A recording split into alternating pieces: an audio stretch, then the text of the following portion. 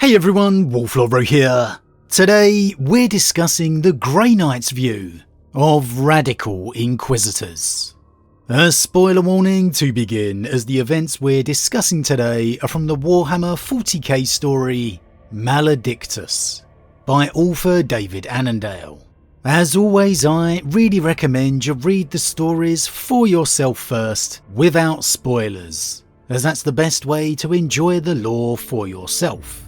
And with that said, let's waste no time and just jump straight in. Now, of course, the Grey Knight's relationship with the Inquisition is set in stone.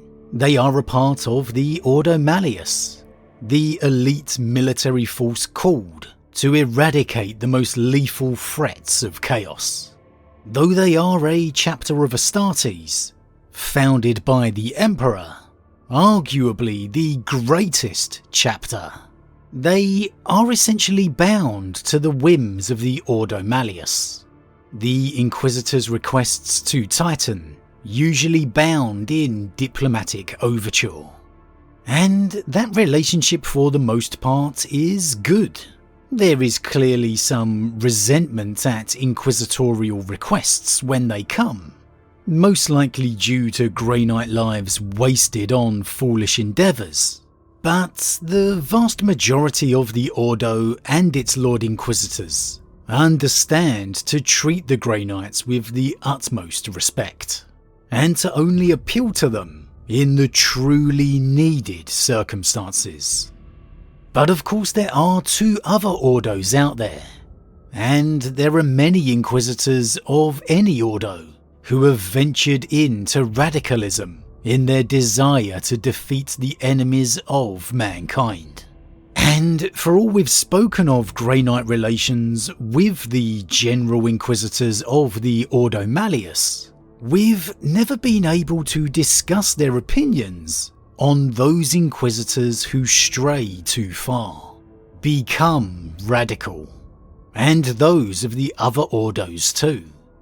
That was until now, with the story Maledictus within the Grey Knight book Sons of Titan. There, a squad of Grey Knights led by Justica Styre were accompanying an Inquisitor Furia to the Sanctus Reach region, and a world known by Squire's Rest.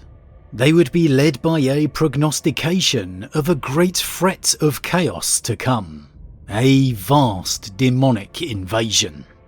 However, when they began to approach the world, they instead would find it under a Xeno assault, from the Orcs no less.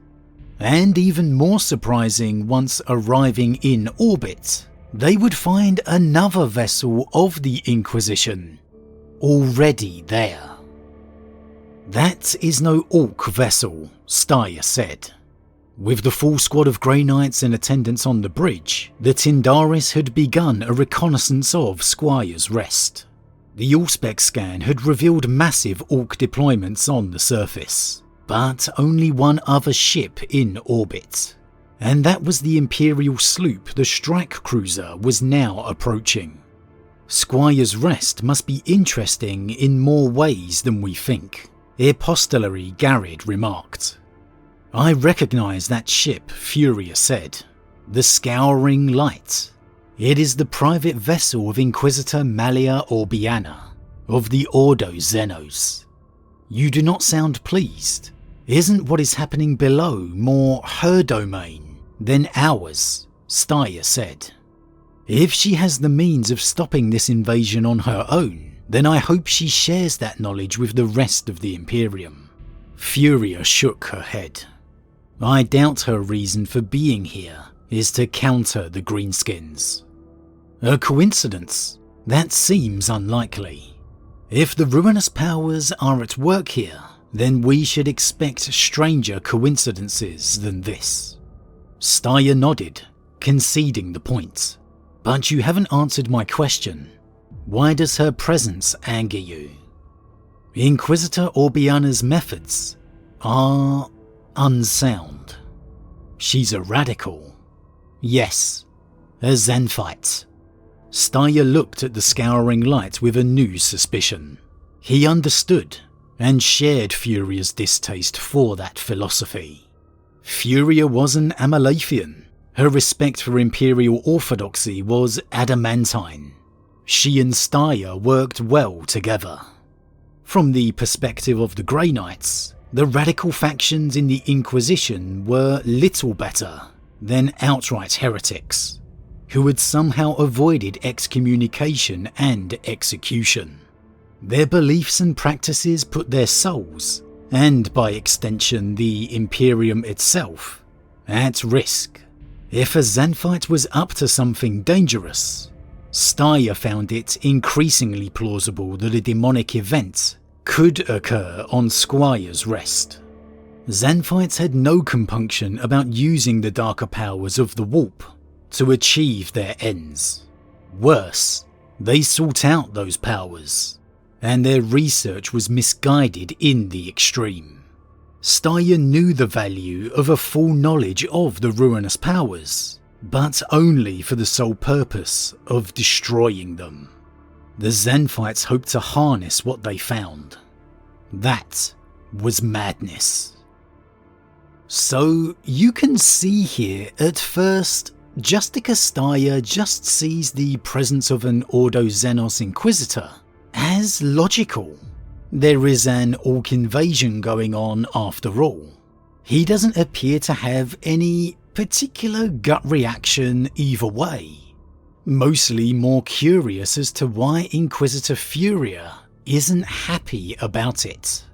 However then, the second Furia informs him that Orbiana is a Radical Inquisitor. His demeanour immediately changes, looking now with suspicion.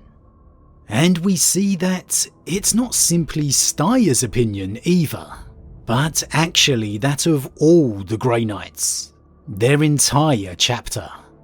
That radicals are not just worth suspicion, but that actually the Grey Knights would appear to quite happily eradicate them all.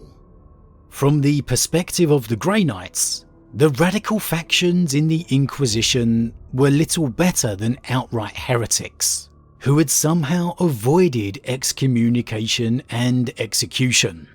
Their beliefs and practices put their souls, and by extension the Imperium itself, at risk.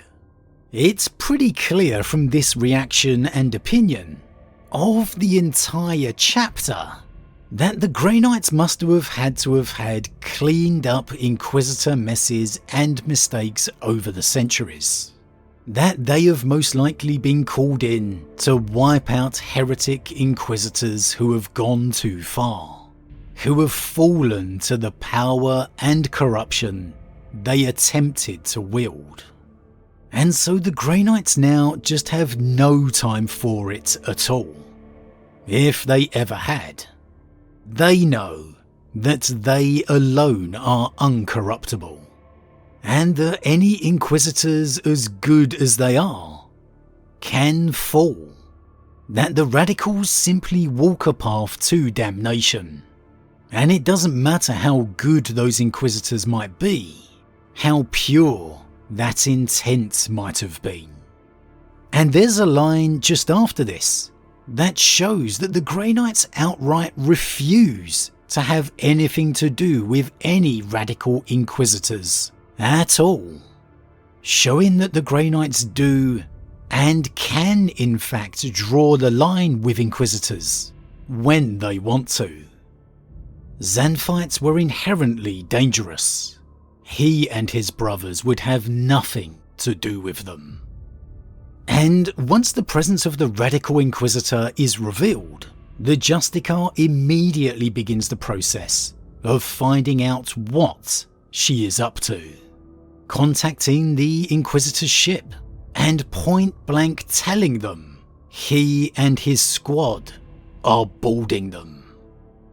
Steyer felt as if he was seeing the first links of a dark chain of events being forged. There was a logic at work that he did not like, though he could not put his finger on the precise reason for his discomfort.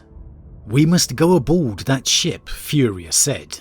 "We must learn Orbiana's purpose." Agreed. It was the only way to know what role, if any, she had to play in the foretold crisis.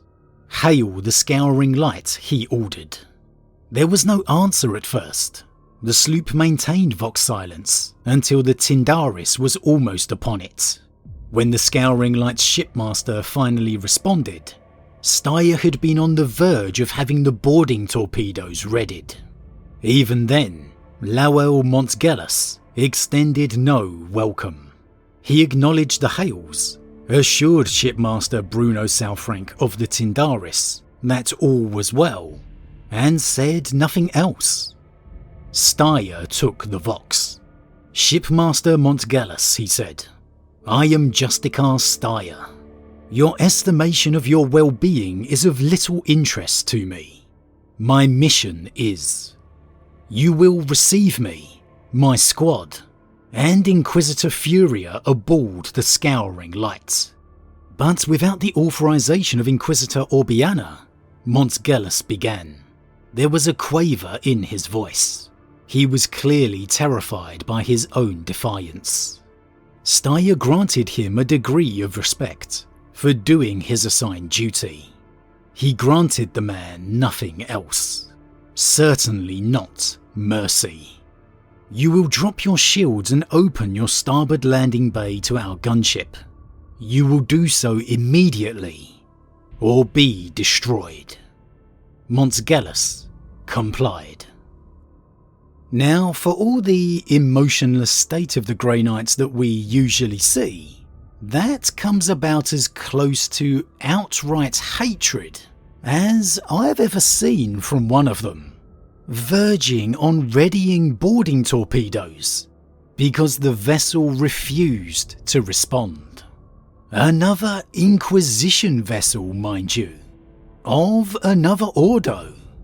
And then, when the Vox is answered, the Justicar doesn't mess around with introductions, with niceties and diplomacy.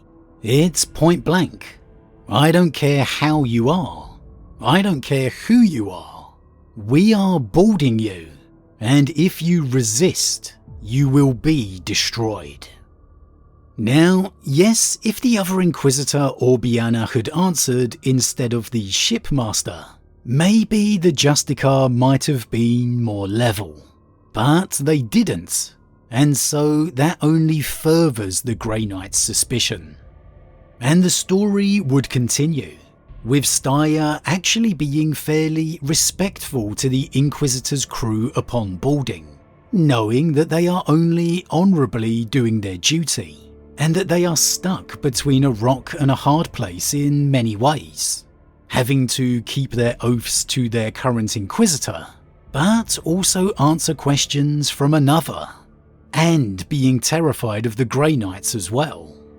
However, eventually word would come from the planet's surface, from Inquisitor Orbiana herself, and Steyr would take his squad to investigate what the Inquisitor was up to, finding her within an old, seemingly unimportant tomb.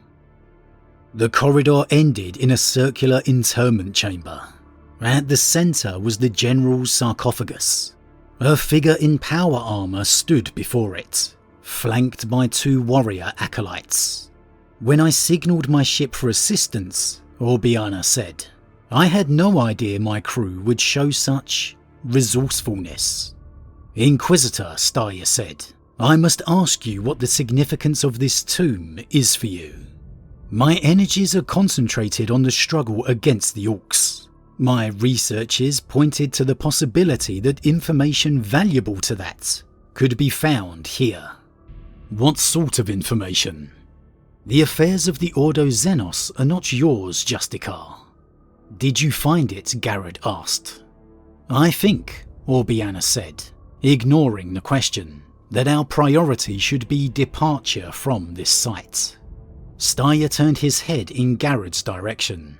"Brother Epistolary?" he asked. Garrett gave a slight shake of his head. He was uncertain. Steyr faced Orbiana again. Your business here is concluded. It is. We require some time here ourselves. So, no greeting or any form of formality, even for the Inquisitor herself. Steyr, again, immediately straight to the point, asking her what she's doing here. And of course the Inquisitor remains vague, hiding behind her ordo, her rank, really encapsulating the same old problem that always comes up within the Inquisition. Their constant need for secrets, and the limitless power that the Rosette grants them, constantly able to hide behind it, often until it's too late. However, you really get the sense, the slightest excuse here, the slightest sign of corruption within Orbiana, Inquisitor or not, Ordo Xenos or not, that Steyr is going to have no hesitation in executing her. Indeed, the antipathy he has for her is constantly evident in everything he says.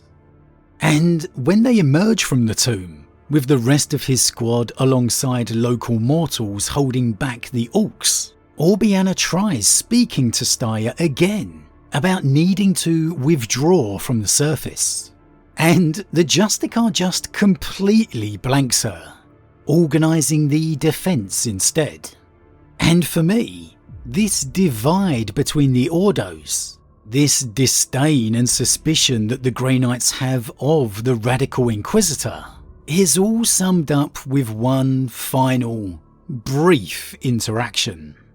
As again, Orbiana attempts to get Steyr to get them off the surface, with her own shuttle being lost to the orcs. Orbiana met him before he reached the clusters of battered mortals. This delay is foolish, she said. There is no reason to remain here. You are wrong, Steyr said. I have reasons. As you pointed out, the duties of the Ordo Xenos and the Ordo Malleus are different. There is nothing I can say to convince you of the foolishness of this course of action. Will you tell me what you are looking for? No? Then I have a campaign to prepare. He stepped away from her. Justicar, she called. If your decision is based on displeasure with my necessary silence, then that is a poor reason to pursue an unwinnable war. It is a mistake. Steyr stopped and looked back at her. The mistake is yours. We are facing a danger more pernicious than an orc invasion at these coordinates. It is my sacred mission to confront that danger. His doubts were no concern of hers, and they did not change the dictates of his duty.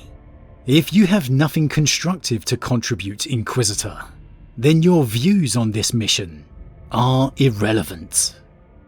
Now, you can call this disagreement petty, and maybe you might be right. But in all truth, what would the harm be in Orbiana revealing what she was here for to the Grey Knights of all people?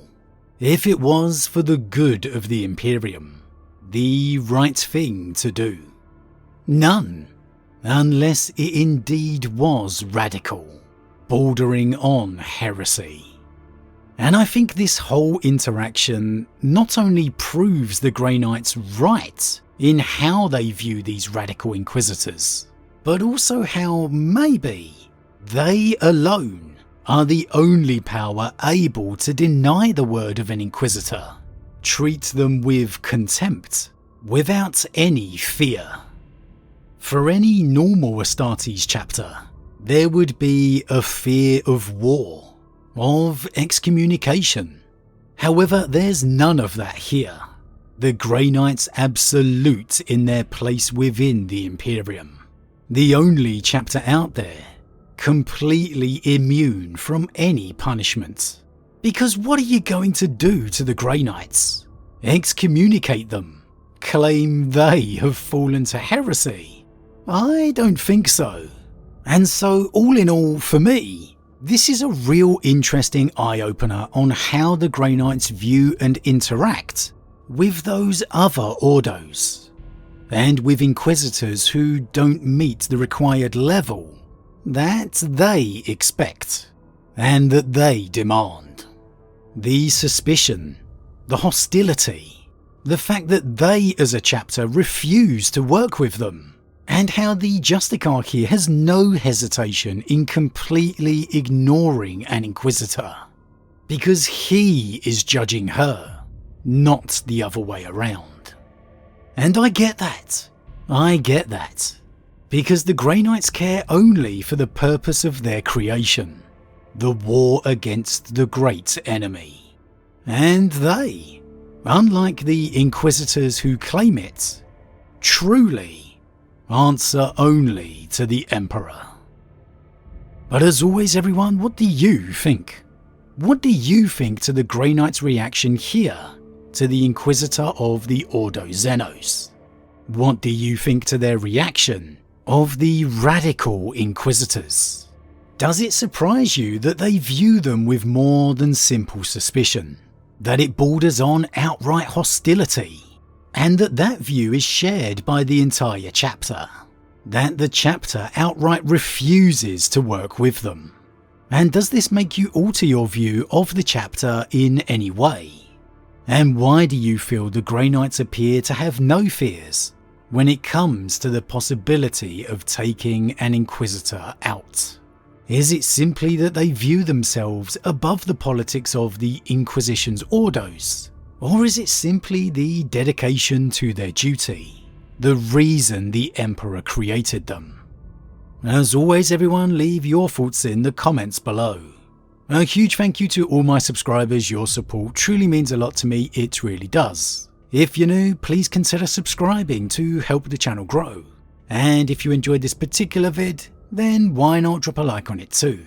But with that said, I am off, and I'll see you all again real soon.